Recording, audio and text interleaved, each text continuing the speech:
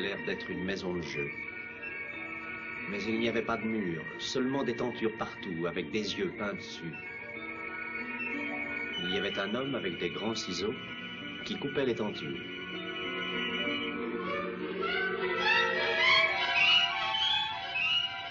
Une femme est entrée. Elle n'était presque pas vêtue et elle a fait le tour de la salle de jeu en embrassant tout le monde. Elle est venue d'abord à ma table. Vous la connaissez, cette femme qui embrassait tout le monde?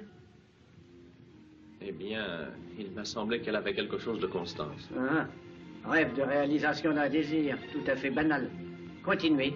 Eh bien, oui, je me trouvais à une table et il y avait un homme barbu devant moi. Je lui donnai les cartes et j'ai retourné le 7 de trèfle. Il a dit, ça fait 21, j'ai gagné. Et quand il a retourné son jeu, les cartes étaient en blanc. Alors le propriétaire est entré et l'a accusé de tricher. Le propriétaire criait, cette maison m'appartient et si je vous reprends à tricher, je vous fais votre affaire. Je m'excuse pour cette femme qui m'embrassait.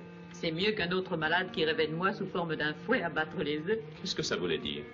Peu importe. Alors, est-ce que vous comprenez le sens de mon rêve? Non, attendez. Vous avez sans doute revécu un épisode de votre vie. D'ailleurs, ce n'est pas fini. Allez continuer et essayez de retrouver les détails. Et plus ça sera incohérent, mieux ça vaudra du point de vue scientifique. Après, il était sur un toit en pente, en haut d'une grande maison. C'était l'homme à la barbe. Je lui ai crié de faire attention. Alors il a passé par-dessus le bord, lentement, sans que ses pieds touchent par terre. Ensuite, j'ai revu le propriétaire, celui qui était masqué. Il se cachait derrière une grande cheminée et il avait une petite roue à la main.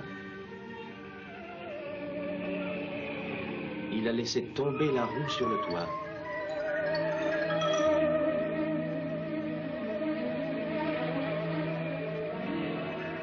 Tout d'un coup, je courais. J'ai entendu des battements au-dessus de ma tête. Il y avait une paire de grandes ailes. Les ailes me poursuivaient et elles m'ont rattrapé quand je suis arrivé au bas de la descente. Je dois m'être échappé, je ne me rappelle pas. Ça s'est arrêté là. Je me suis réveillé aussitôt après ça. Prenez un peu de café. Merci.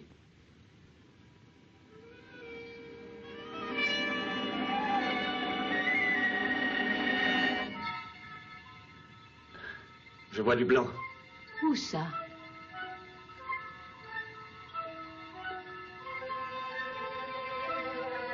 La neige. C'est la lumière qui l'effraie.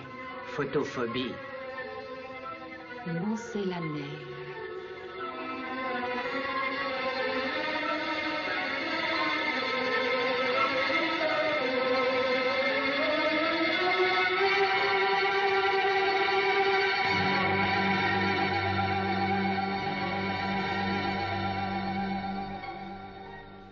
C'est le blanc qui lui fait peur. La neige et ses traces. Quelles traces? Les traces de traîneaux sur la neige. Il a manifesté un premier malaise en voyant des traces de fourchettes sur une nappe blanche. Ensuite, ma robe qui était rayée. Et hier soir, la couverture blanche rayée. Et maintenant, ces traces sur la neige. Vous baissez le store, si vous permettez.